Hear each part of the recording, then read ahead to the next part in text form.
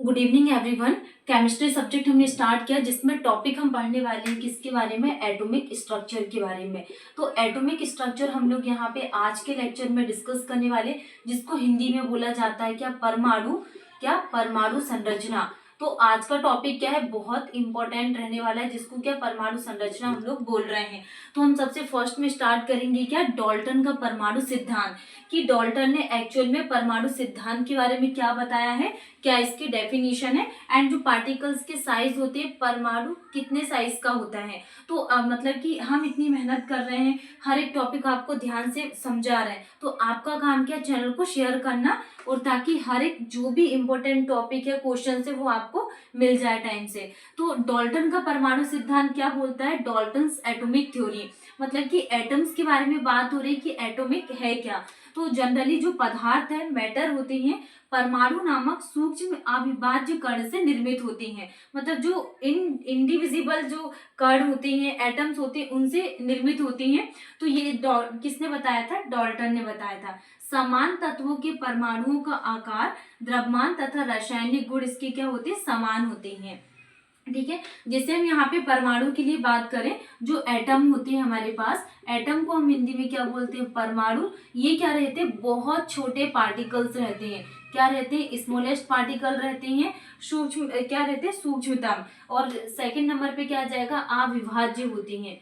क्या होते हैं, अविभाज्य, मतलब कि इंडिविजिबल होती हैं। क्या होते हैं, इंडिविजिबल होती हैं क्या, एटम्स। अगर हम बात करें इसकी डिस्कवरी के बारे में, कि जो सब एटॉमिक पार्टिकल्स रहते हैं, इसको किसने डिस्कवर किया था, तो जो परमाणु रहते हैं, परमाणु अपने से भी ज्यादा छोटे कणों से मिलकर बने होते हैं। जैसे इलेक्ट्रॉन है, प्रोटॉन है, न्यूट्रॉन है। इलेक्ट्रॉन, प्रोटॉन और क्या, न्यूट्रॉन। जिस अगर हम बात करें यहाँ पे कि जे थॉमसन है, जो प्रोटॉन, न्यूट्रॉन और इलेक्ट्रॉन, तो इसको किसने डिस्कवर किया था। इसमें क्या जो न्यूट्रल नंबर रहते हैं, क्या होती है, इसका मास क्या है, वो हम लोग देखते हैं। नेक्स्ट हम लोग बात करने वाले हैं यहाँ पे डिस्कवरी ऑफ सब एटॉमिक पार्टिकल्स के बारे में। जो जैसे कि इलेक्ट्रॉन की खोज किसने किया, इलेक्ट्रॉन, प्रोटॉन एंड न्यूट्रॉन।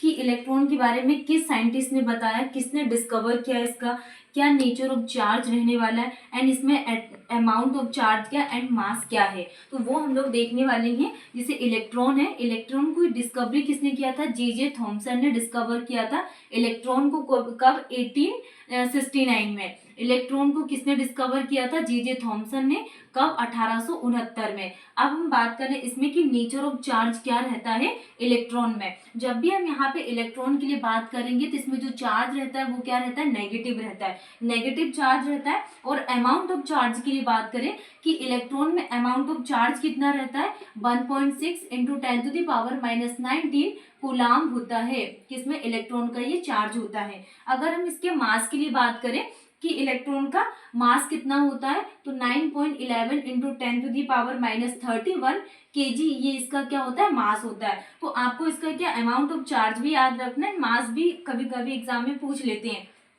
लेकिन जो नेचर है, आपको नेचर पता होना चाहिए कि इसमें नेगेटिव होता है। अगर हम यहाँ पे प्रोटॉन के लिए बात करें कि जो प्रोटॉन है, प्रोटॉन की खोज किसने की थी, तो किसने किया था, गोल्ड स्टीन ने इसकी खोज की थी। वो भी कब, 1886 में इसकी खोज किए थे। अगर हम इसके नेचर ऑफ चार्ज के लिए बात करें कि जो प्रोटॉन है, प्रोटॉन में जो नेचर ऑफ चार्ज रहता है वो क्या रहता है, पॉजिटिव चार्ज रहता है। किसमें, प्रोटॉन में। और इसके अमाउंट ऑफ चार्ज के लिए बात करें कि प्रोटॉन में कितना चार्ज है, तो इसमें कितना रहता है, 1.6 इंटू 10⁻⁻19 कूलाम। ये क्या रहता है, इसमें चार्ज रहता है, नेचर ऑफ चार्ज। और अगर हम इसके मास के लिए बात करें, तो प्रोटॉन में कितना मास होता है, 1.67242614 इंटू 10⁻⁻27 केजी, इसमें क्या रहता है, मास होता है, किसका, प्रोटॉन का। अगर हम यहाँ पे न्यूट्रॉन के लिए बात करें कि न्यूट्रॉन की खोज किसने किया था, तो न्यूट्रॉन को किसने डिस्कवर किया था, चैडविक ने किए थे। किसने, चैडविक ने। मैं इसकी शॉर्टकट ट्रिक भी बताऊंगी आपको कि आपको कैसे याद रखना है कि इलेक्ट्रॉन को किसने डिस्कवर किया, प्रोटॉन, न्यूट्रॉन के लिए। तो न्यूट्रॉन को किसने बताया, चैडविक ने, कब, 1932 में इसको डिस्कवर किया था। एंड ये क्या रहता है, इसमें कोई चार्ज नहीं होता, न्यूट्रल, उदासीन इसका क्या होता है, नेचर ऑफ चार्ज होता है। अगर हम इसमें बात करें यहाँ पे अमाउंट ऑफ चार्ज कितना है, 0 होता है इसका अमाउंट ऑफ चार्ज। और मास के लिए बात करें कि जो न्यूट्रॉन है हमारे पास, न्यूट्रॉन में मास कितना होता है 1.67492 इंटू 10⁻⁻27 kg, इसमें क्या रहता है मास होता है। तो हमने यहाँ पे डिस्कस किया इलेक्ट्रॉन, प्रोटॉन और न्यूट्रॉन के बारे में।